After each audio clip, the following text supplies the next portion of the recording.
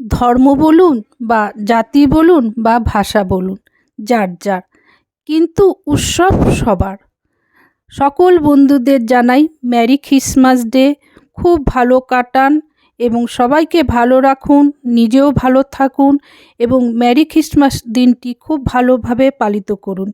আর এই merry Christmas দিনটিতে cake না হলে চলবে না।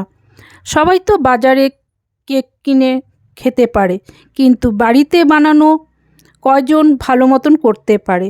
হ্যাঁ বন্ধুরা, বুঝতে পেরেছেন, আজ আমি নিয়ে চলে এসেছি মেরি ক্রিসমাসের একটা খুব ভালো কেক, যেটা কম সময়ে কম খরচে এবং খুব ভালো একটা কেক রেসিপি। তাহলে বন্ধুরা ভিডিওটা দেখুন এবং স্কিপ না করে, ভালো লাগবে আশা করি। আর এই কেকটা আজ দেখে আপনারা বাড়িতে বানিয়ে ফেলুন। ছোটোবেলার থেকে দেখে এসেছি বা খেয়ে এসেছি বড়দিনে কেক কাটা এবং কেক খাওয়া, কিন্তু পরবর্তীতে যখন কেক বানানো শিখলাম তখন তো বাজার থেকে কিনবো কেন, নিজেই যদি ভালো করে বানাতে পারি এবং খাওয়াতে পারি তাহলে আর কিসের জন্য কিনবো, তাই না? সেরকমই আপনারা এরকম বানিয়ে বাড়িতে খাওয়ান এবং খান। তাহলে বন্ধুরা ভিডিওটা আমি শুরু করলাম। আমি এখানে একটা ডিম এবং আধা কাপ চিনি নিয়েছি। আধা কাপ চিনি বলতে বড় কাপের আধা কাপ। একদম ভালো করে এটাকে আমি গুলিয়ে নিচ্ছি যেন চিনির দানাগুলো না থাকে। তবে চিনিটা মিক্সিতে পিষে দিলে ভালো হয়, তবে একটু কষ্ট না হয় করলাম, খেতে গেলে তো কষ্ট একটু করতে হবে। আমি খুব ভালো করে এটাকে ফেটিয়ে নিচ্ছি, এক ফোঁটাও যেন চিনির দানা না থাকে, তাহলে কেকটা ভালো হবে না।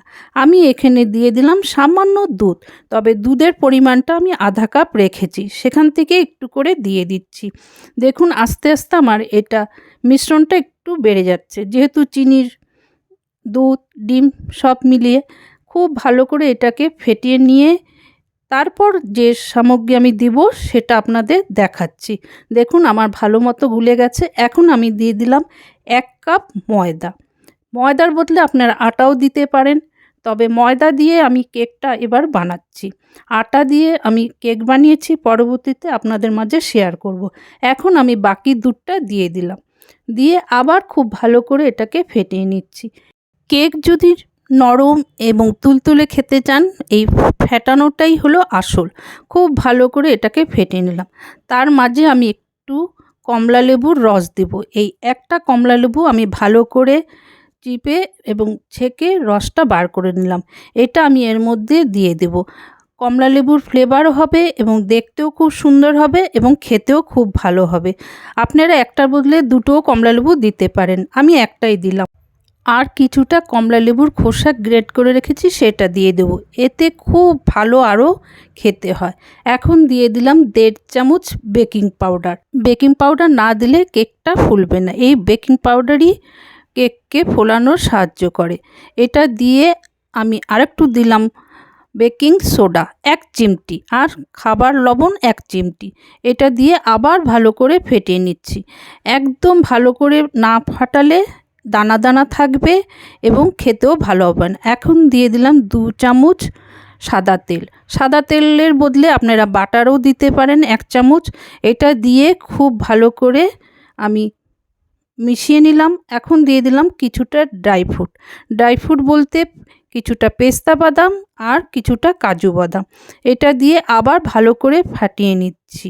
আপনারা বন্ধুরা এরকমভাবে কেক কোনো দিন বানিয়েছেন? যদি বানিয়ে থাকেন কমেন্ট করবেন, আর কেক খেতে ভালোবাসেন কি না জানাবেন। আমার তো খুব ভালো লাগে, তবে আমি বাইরের কেক অত পছন্দ করি না। নিজের হাতের কেক আমি নিজেই খেতে পছন্দ করি। আমার ফাটানো হয়ে গেছে, 10 মিনিট আমি এটা ঢেকে রাখলাম। এখন যে পাত্রে আমি কেকটা বানাবো সেটার মধ্যে আমি বাটার লাগিয়ে নিচ্ছি। হ্যাঁ, বাটারের পরিবর্তে আপনারা বাটার পেপার লাগাতে পারেন।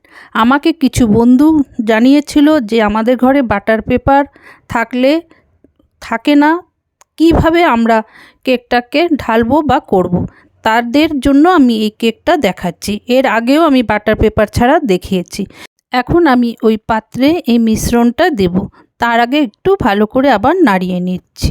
এখন এই মিশ্রণটা দেওয়ার আগে আমি একটা কড়াই বসিয়ে দিলাম, ওখানে একটা স্ট্যান্ড দিয়ে দিলাম আর পাত্রের মধ্যে দিয়ে এখন এটাকে ভালো করে একটু ঝাঁকিয়ে নিচ্ছি যাতে সমানভাবে কেকটা হয়। এখন আমি এই কড়াইয়ের মধ্যে বসিয়ে দিলাম, ঢাকনা লাগিয়ে দিলাম। 25 মিনিট আমি একদম লো স্টিমে এটাকে রাখবো। আমার 25 মিনিট পর আমি কেকটা দেখলাম পারফেক্ট হয়েছে। এখন আমি এটাকে ভালো মতন নামিয়ে নিচ্ছি।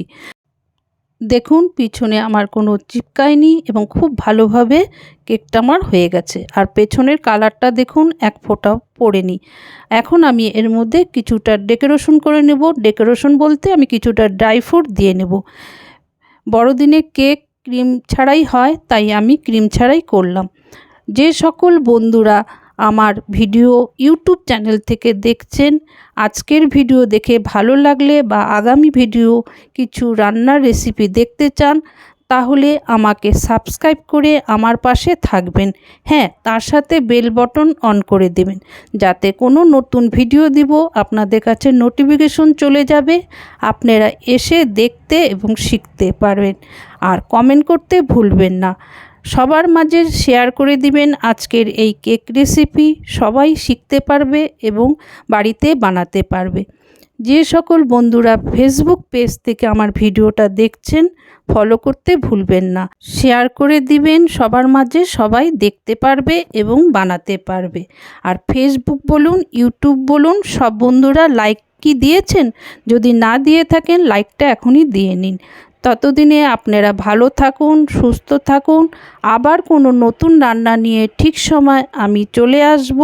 ততদিনে আপনারা অপেক্ষা করতে থাকুন। আবার আপনাদের জানাই হ্যাপি মেরি ক্রিসমাস ডে। খুব আনন্দ কাটুক এবং সবাইকে আনন্দ করতে সাহায্য করুন। ধন্যবাদ এতক্ষণ যারা আমার ভিডিও দেখলো।